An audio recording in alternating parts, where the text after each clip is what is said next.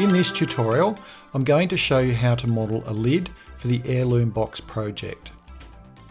Right at the end of the last tutorial, we created a box sub-assembly. And naturally that's now selected. Now in this tutorial, we're going to create a lid and we're going to create a separate sub-assembly for it. So what we can do, or what we should do, is let's just go back up and we'll just select the parent assembly.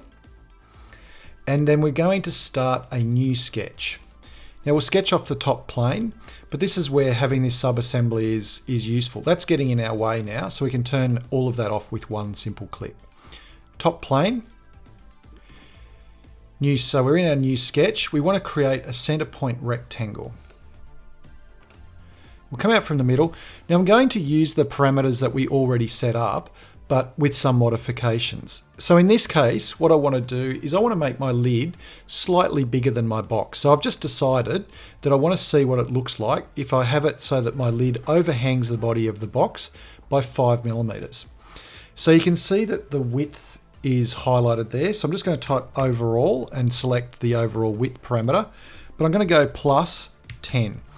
And what that will mean is I've got 5mm overhang at both ends. Now press tab, same again, overall length, plus 10. Okay, and then we'll press enter. Now if later on we don't like that, we can always just come back to the sketch and quick double click and we can actually change it. So that's just a very quick way of doing that. Okay, so we're happy with that. Now, usually when I make boxes like this, with students, is we use, for the frame of the lid, we'll generally use some offcuts or leftover timber. And so sometimes you might just have to work with whatever dimensions you've got. So in this case, we're just going to assume that we've found some nice, let's say it was some jarrah or something like that, that was 30mm wide and 15mm thick. So we will create an offset. So keyboard shortcut is the letter O, and we'll select this outside edge here, and we're going to come in 30mm. Now I could set up a parameter for that. I could call it lid width, but in this case, just for the sake of speed, we'll just do it this way. L for line, because I now want to create my miters in the corners.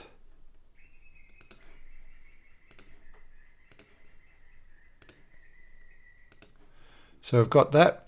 Now we can finish the sketch. Okay, so let's start extruding these pieces to give them their third dimension. And we need to also just to offset it, because obviously we're basically sitting at the same point as the base of the box. So we've got to make sure that our extrude is offset.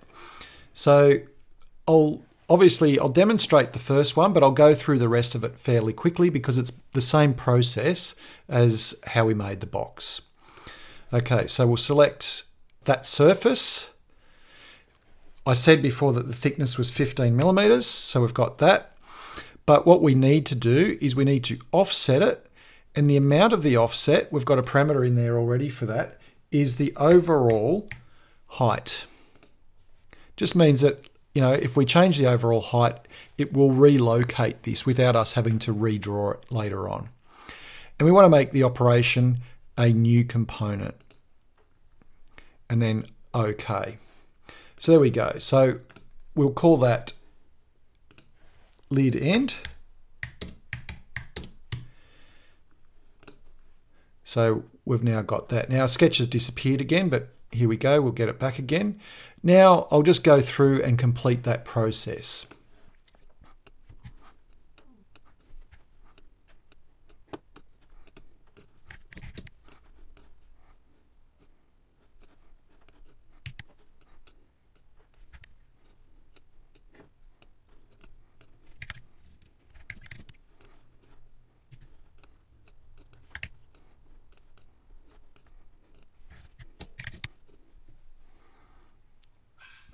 Okay, so now we've got our basics for our lid there.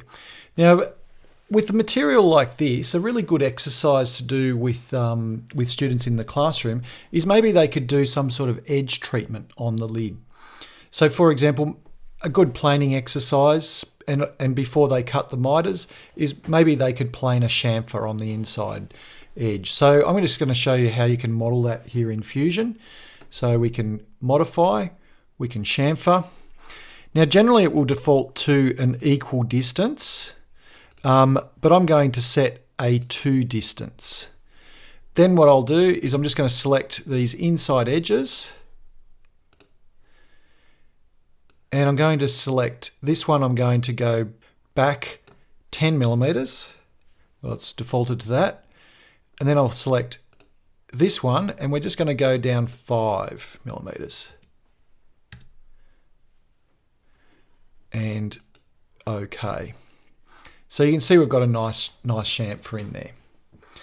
Now the next thing I want to do, I'm going to put in a plywood panel inside here, but instead of cutting a housing for it, I'm going to rebate it in from the bottom. So it's just going to sit flush with the bottom.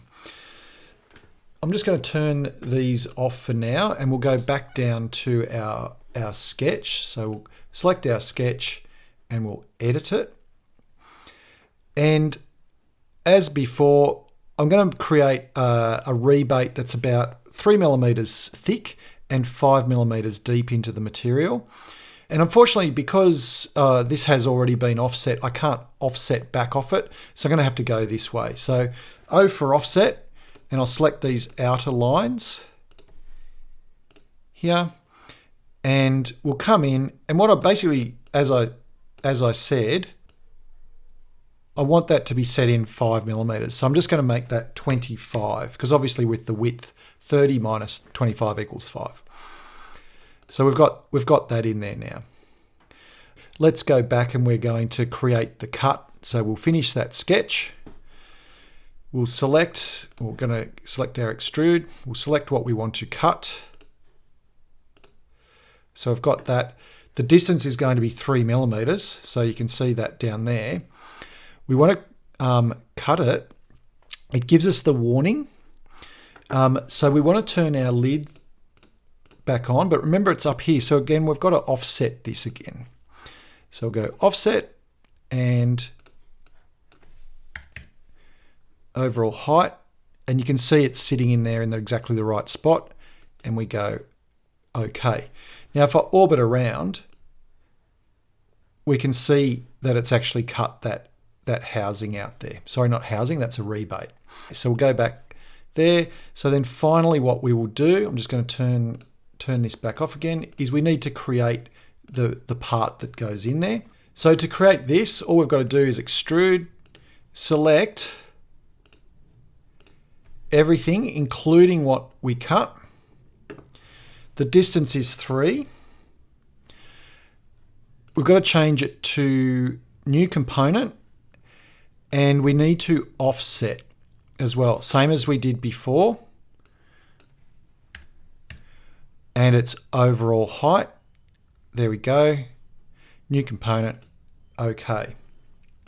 So we'll rename this, and we'll call it lid insert. Okay, we'll turn that sketch off. So we can see that there. Let's turn everything on here. We'll turn our lid on. So that all looks pretty good. We can orbit around just to check to make sure that it's nice and flush at the bottom, which it is.